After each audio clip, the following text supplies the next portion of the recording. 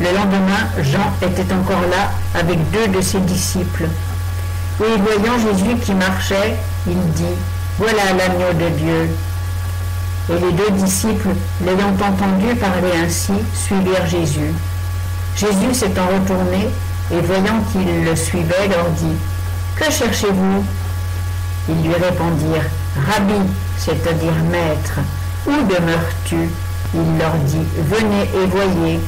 Ils allèrent et virent où il logeait, et ils demeurèrent avec lui ce jour-là, car il était environ la 10e heure.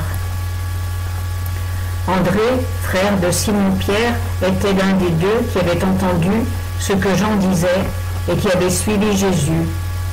André trouva le premier Simon son frère, et il lui dit « Nous avons trouvé le Messie, c'est-à-dire le Christ, loin. » Et il l'amena à Jésus. Jésus, l'ayant regardé, lui dit « Tu es Simon, fils de Jonas. Tu seras appelé Céphas, c'est-à-dire Pierre. » Le lendemain, Jésus voulut s'en aller en Galilée, et il trouva Philippe, et il lui dit « Suis-moi. » Or, Philippe était de Bethsaïda, la ville d'André et de Pierre. Philippe trouva Nathanaël et lui dit « Celui de qui Moïse a écrit dans la loi, et que les prophètes ont annoncé, nous l'avons trouvé.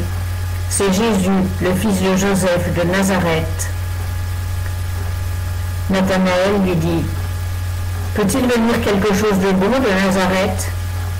Philippe lui dit « Viens et vois. » Jésus vit venir à lui Nathanaël, et il dit de lui « Voici un véritable Israélite en qui il n'y a point de fraude. » Nathanaël lui dit « D'où me connais-tu » Jésus lui répondit « Avant que Philippe t'appelât, quand tu étais sous le figuier, je te voyais. » Nathanaël lui répondit « Maître, tu es le Fils de Dieu, tu es le roi d'Israël. » Jésus lui répondit « Parce que je t'ai dit que je t'avais vu sous le figuier, tu crois?